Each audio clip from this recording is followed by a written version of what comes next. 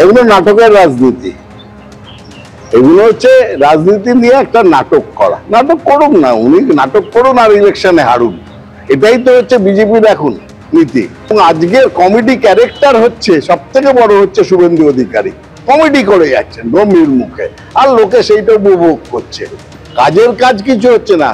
Serious রাজনীতি বলতে যেটা বোঝায় সেটা আর মানুষ কিন্তু শুভেন্দু অধিকারীর কাছ থেকে এক্সপেক্ট করছে না।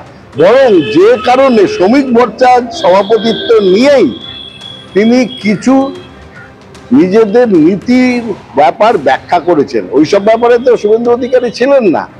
উনি এখন বলছেন এদের নিয়ে চলতে হবে, হিন্দু মুসলমান ভাই ভাই সবাইকে নিয়ে চলতে হবে, এসবগুলো আমরা দেখতে পাচ্ছি। শুভেন্দু বাবু শুধু হ্যান কারেঙ্গা প্যান কারেঙ্গা বলে আবার অন্য একটা কথা বলতেন। কলেজে কলেজে মনোচিত্রা আছে, এরা ভাইপো গ্যাং, এদের হাতে কেউ সুরক্ষিত নয়, এরা চিটিংবাজ। আমি মঙ্গলবার ভাইপো গ্যাংয়ের গ্যালারি প্রকাশ করব। এবং তিনি এটাও বলছেন অশোক দেবকে যদি বিধায়ক থাকতে হয় তাহলে এই ভাইপো গ্যাংকে সমর্থন করতে হবে। আমি ভাইপো গ্যাংকে সমর্থন করতে পারিনি বলে বিজেপিতে যেতে হয়েছে, এভাবেই আক্রমণ শানিয়েছেন বিরোধী দলনেতা। আমি ভাইপো গ্যাংয়ে নাম লিখাতে পারিনি, তাই আমাকে 2020 সালে বিজেপিতে যেতে হয়েছে। বিজেপি আমাকে নিয়েছে বলে গেছি এবং নাগরিক হিসেবে গেছি, সব পদ ছেড়ে গেছি। আমি মঙ্গলবার দিন আপনাদেরকে একটা গ্যালারি দেব 50 জনের, যারা টপ লিডার ভাইপো গ্যাংয়ের 50 জনের একটা গ্যালারি দেব। এবং আপনারা চাইলে আমি এটা 1000 জনেরও দিতে পারি, কিন্তু আমি অতজনকে বিখ্যাত করতে চাই না। আপাতত 50 জনের একটা গ্যালারি আমার পাবেন পরশুদিন বিকালবেলা, আমার অফিস আপনাদের জানিয়ে দেব।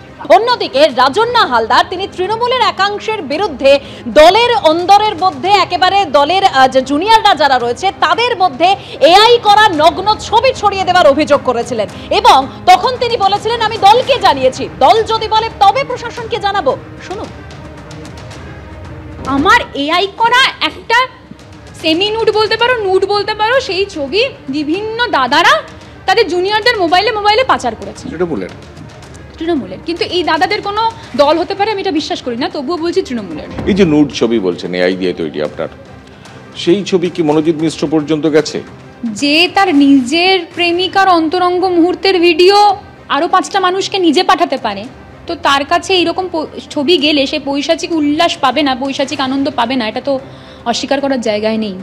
থাকতেও পারে, সেটা তো পুলিশ বিচার করবে। 2 দিন আগে দলকে জানানো হয়েছে বিষয়টা এবং দল সম্পূর্ণ বিষয়টা জেনেছে যে এরকম একটা ছবি, সেই ছবি বিভিন্ন জায়গায় বিভিন্ন জুনিয়রদের মধ্যে ছড়িয়ে দিচ্ছে এবং ছড়িয়ে দিয়ে বলছে দেখ কেমন লাগে, দেখ দেখ তোদের নেত্রী, তোদের উঠতি নেত্রী। প্রশাসনের দ্বারস্থ হননি? প্রশাসনকে জানাইনি, কারণ প্রশাসনকে যদি আমি জানাই, দেখুন আমি দল বিরোধী নই, আমি দলকে ভালোবেসে দলটা করেছি। আমি যদি প্রশাসনকে জানাই তাহলে যাদের নাম আসবে তারাও কিন্তু তৃণমূল কংগ্রেস, তাই আমি দলকে আগে জানিয়েছি।